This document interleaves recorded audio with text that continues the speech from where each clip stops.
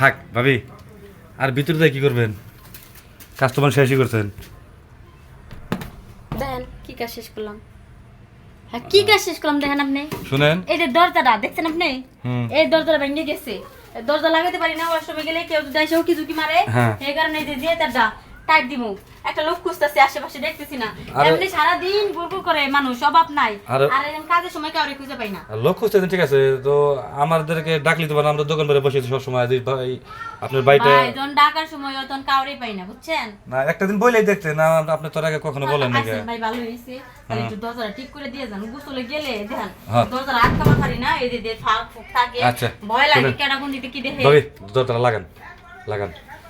শুনেন, আমি আপনার দরজা ঠিক করে দিয়েছি, তাহলে একবার আপনার দরজার মধ্যে না না না না না শুনেন না, আপনি উল্টো কথা বার্তা করেন না। বেরেন বেরেন বেরেন, আমার দরজা নিজে ঠিক করব পারমু, আর না হলে এমনি থাকুক।